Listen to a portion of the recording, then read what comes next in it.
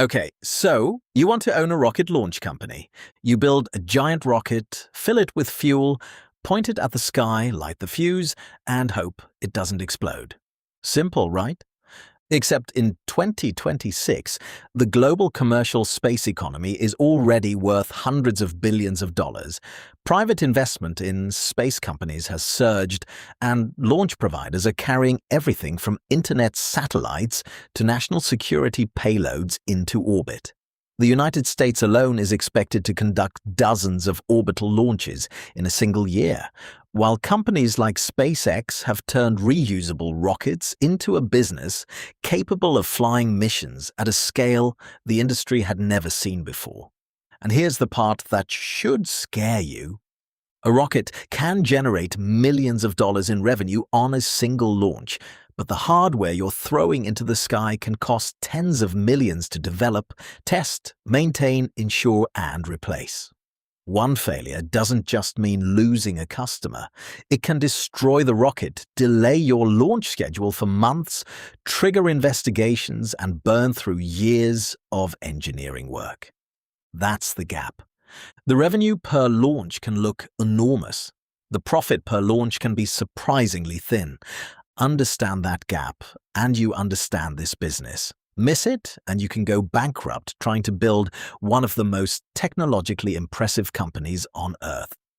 The reason this industry exists is pretty obvious. You want satellites in space. Communications companies want satellites, governments want surveillance satellites, internet providers want constellations, weather companies want observation systems, navigation companies want positioning infrastructure, and militaries want access to space without having to build every rocket themselves. The rocket is simply the delivery mechanism. And that's important because you probably think the customer is buying a rocket launch. They're not. They're buying access to a specific orbit at a specific time with a specific probability of success. If you're operating a satellite company, your $200 million satellite is useless if it stays inside your warehouse. You need somebody to move it from Earth to orbit. That's what you're actually selling. And demand is becoming more durable because the number of things humans want to put into orbit keeps increasing. Satellite internet is expanding. Earth observation is becoming more valuable. Governments are increasing space and defense spending. And the explosion of AI is creating another unexpected driver: more demand for communications infrastructure, navigation, remote sensing, and high-speed data. But not all launch companies are playing the same game. At the top is the heavy lift business. This is where you build enormous rockets capable of carrying large payloads, potentially hundreds of satellites, spacecraft, or government missions. The capital requirements can easily reach hundreds of millions or even billions of dollars before you have a mature commercial operation. Then you have medium and small launch vehicles. These companies aren't necessarily trying to beat SpaceX on price. They're selling dedicated launches, schedule flexibility, and specific orbital access. You might pay significantly more per kilogram, but you get control over when and where your satellite goes. Then there's the reusable model. This is where the economics become interesting. If you build a rocket that costs tens of millions of dollars to manufacture, but can fly 10, 20, or potentially many more missions, your economics can change dramatically. Instead of throwing away the expensive hardware after every flight, you spread that capital cost across multiple customers. And finally, you have specialized launch services.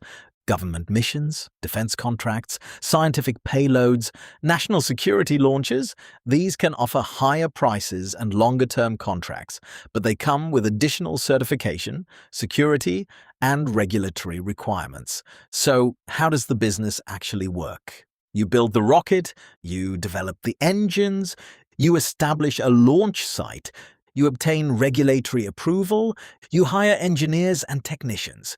You convince customers to give you their payload, then you launch, and hopefully, you get paid. The single most important number isn't actually the price of the rocket, it's launch cadence.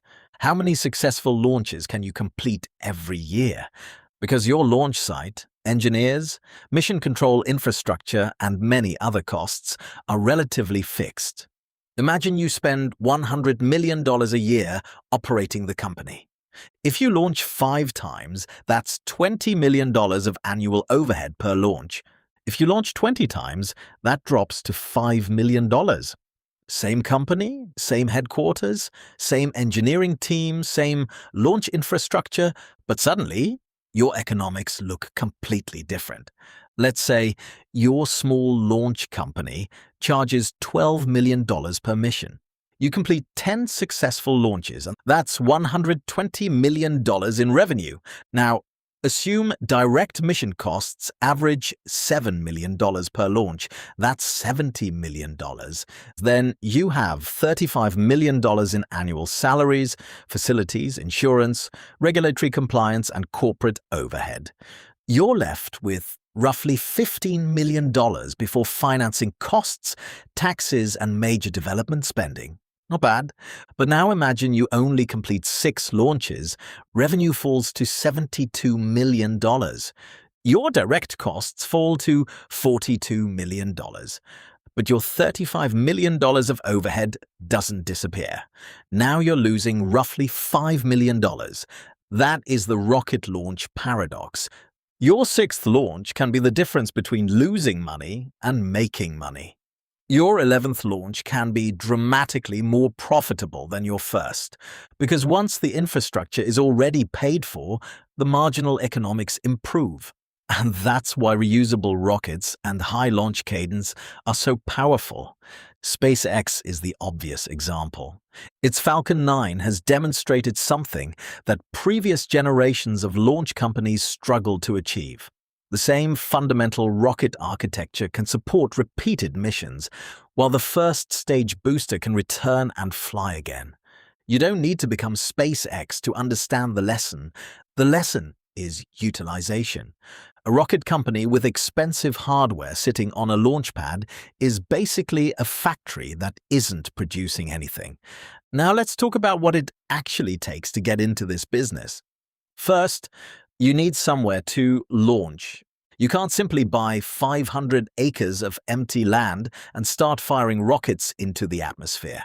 You need appropriate zoning, environmental approvals, airspace coordination, range safety, infrastructure, and regulatory authorization. In the United States, commercial launch activity falls under federal regulation, including licensing requirements overseen by the Federal Aviation Administration. And the regulatory process can become one of your biggest hidden costs. Then there's the launch infrastructure. A serious orbital launch facility can require tens or hundreds of millions of dollars, depending on the site and the complexity of the vehicle. You need launch structures, fuel storage, ground systems, telemetry, tracking, safety systems, power, communications, access roads, and emergency infrastructure. Then there's the rocket itself. A small orbital rocket might require tens of millions of dollars of development investment. A sophisticated reusable orbital vehicle can push development costs into the hundreds of millions or even billions. And that's before your first successful commercial launch. Let's build a hypothetical company. You buy a remote coastal site for $10 million. Infrastructure and site preparation cost another $20 million. Your launch pad and ground systems cost $35 million. Fuel and storage infrastructure costs $12 million. Telemetry and tracking systems cost $8 million. Your first rocket development program costs $100 million. Testing and certification consume another $20 million. Insurance, legal, licensing, and environmental work costs $7 million, and you need another $15 million for payroll, working capital, and unexpected expenses. You're already at roughly $227 million. and you haven't sold a single launch. That's why this isn't a business you casually start with a bank loan and a dream. Now suppose you finally get operational. You charge $15 million per launch. You complete 12 missions in a year. That's $180 million in revenue. Sounds fantastic. But now subtract everything. Fuel, payload integration, maintenance, launch personnel, engineering, insurance, facilities, regulatory compliance, rocket refurbishment, testing, and the development of your next vehicle. Your accounting profit can shrink dramatically, and this is where another misconception appears. A rocket company can have a huge revenue number and still be a terrible investment. Look at a company like Rocket Lab.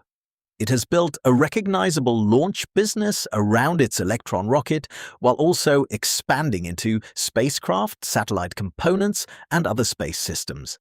That diversification matters because launch alone is incredibly difficult. A small independent operator might generate tens of millions of dollars in annual revenue, but still operate at a loss while investing heavily in new rockets and infrastructure. A major player can generate billions in annual revenue across launch and space-related activities, while benefiting from economies of scale, reusable hardware, and a much higher flight cadence. You are not competing against a normal startup. You're competing against companies that can spread engineering costs across dozens of missions. And then there's the biggest risk of all: failure. Imagine your customer pays you $15 million for a launch. Their satellite might be worth $100 million. Insurance covers some of the financial damage, but your reputation isn't insured. If your rocket fails once, customers may wait. If it fails twice, they may leave. And if failures happen repeatedly, your launch schedule collapses, your revenue disappears, and investors have to decide whether they want to finance another rocket. Then there's competition. SpaceX has pushed launch economics down aggressively. That means your customer can compare your $15 million or $20 million launch against an alternative provider with a mature reusable rocket and an established launch record. You need a reason for the customer to choose you. Maybe it's schedule, maybe it's orbital precision, maybe it's national sovereignty, maybe it's a government contract, maybe it's the ability to launch smaller payloads without waiting behind larger missions. But we also have a rocket isn't a business model. So, should you actually own a rocket launch company? If you have $5 million, probably not. If you have $20 million, still probably not. Even $100 million doesn't magically solve the problem. You need deep engineering expertise, patient capital, regulatory knowledge, access to specialized manufacturing, and the ability to survive years of development before reliable revenue arrives. You're also accepting one of the strangest risk profiles in business. Your product is destroyed, or at least partially consumed, every time it performs its primary job. But if you can solve reliability, reuse, and launch cadence, the upside is enormous, because you're not just selling rockets, you're selling access to space. And as more satellites, communications networks, defense systems, and commercial infrastructure move into orbit, that access becomes increasingly valuable. The dream isn't owning a rocket. The dream is owning a system that can launch repeatedly, reliably, and cheaply. Because in the rocket business, the first launch proves you can reach space. The 100th launch proves you actually built a business.